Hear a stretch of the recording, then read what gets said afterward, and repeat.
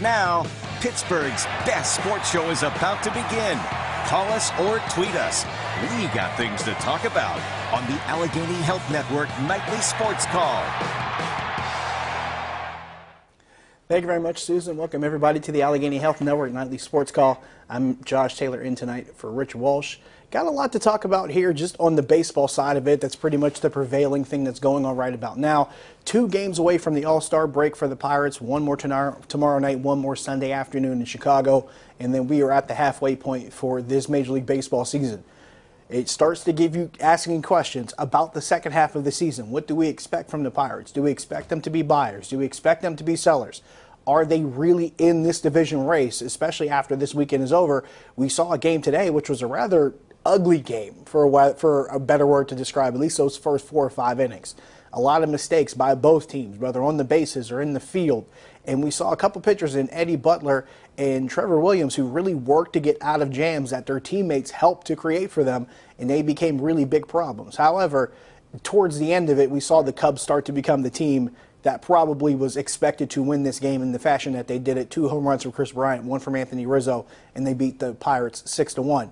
But it does start it does start to at least make you start asking questions about what to expect. I talked about this last week on Bucko Talk, Saturdays 9 to 11, 93.7 The Fan, and we talked about what exactly would have to happen for the Pirates to be really considered contenders, to really be considered a team that should buy in the next couple weeks by the end of this month.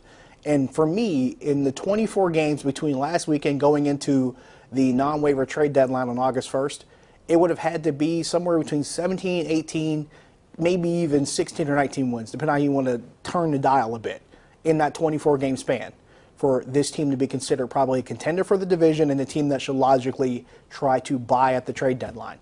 I said a week ago I didn't see it happening, and that hasn't changed for me. 6 days later, I feel the same way. I don't see it happening for this team. I don't know if they can overcome all the problems that they've had. It seems like every time we turn around, and each month, there's been a new problem with this team. In April, they couldn't put the offense together. They had really good starting pitching, couldn't put the offense together. In May, the defense became an issue. In June, it was the bullpen. In July, it seems like every day something new pops up.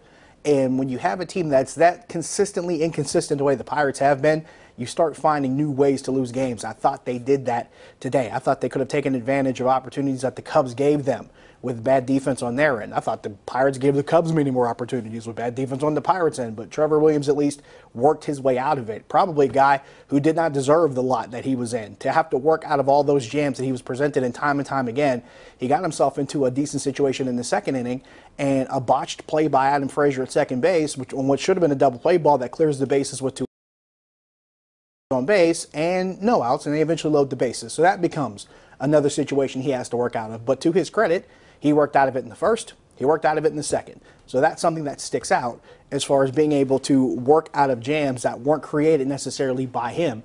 And a Josh Harrison error in the first inning, he had to overcome that as well. So maybe Trevor Williams did not get the proper defense behind him, and it's probably a situation that he did not put himself in, but he at least got himself out of. But at the same time, when you look at the opportunities they had on offense to score runs and did not do that, that becomes and say, well, they had their chances here, they had their chances there, and they came up short on all fronts. Then there was the news that came out before the game started.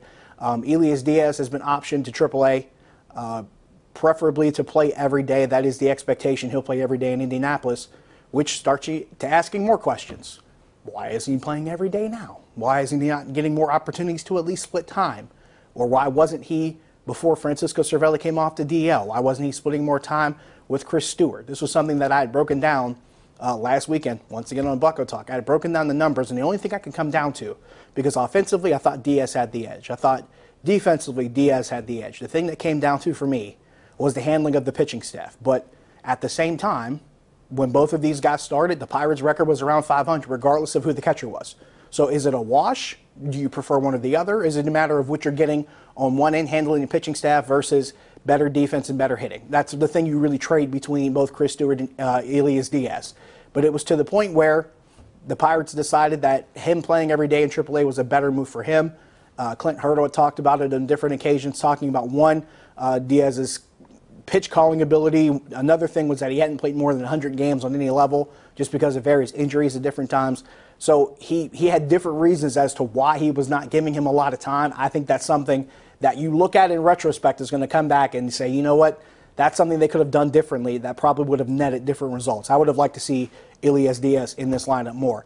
I would have liked to see what happens if he gets more opportunities to show what he can do with the bat. He hit .323 with an .819 OPS as a starter. That sticks out to me, especially when you have a guy like Chris Stewart who was hitting below 150 for the majority of it all. So that's stuff that actually sticks out to you as far as the decision-making that this team has had. It's been pretty inconsistent when you look at it throughout the course of the season. Some of it is by their own hand. Some of it, on the other hand, probably not by their own hand when you have a player that's suspended and another player that can't get in the country because he got arrested for DUI. Those are things you really can't do much about. However, there are a lot of different decisions that have been made by this team throughout the course of the season that I think people think are suspect, and with good reason, because the results because of them have not been that great, and they have not been that promising, and they haven't been, or at least what they tell us to expect by those decisions being made. I imagine that you'll want to talk about those, so we'll take your phone calls. 412-575-2600 is the number. Also taking your tweets at Josh Taylor HD. Let's talk about it. We can talk some Penguins free agency too. We'll talk Steelers training camp. It starts in 3 weeks. We'll get into all of it when we come back. Stick around. The Allegheny Health Network Nightly Sports Call is brought to you by the Allegheny Health Network and by #1 Cochrane. Go one better.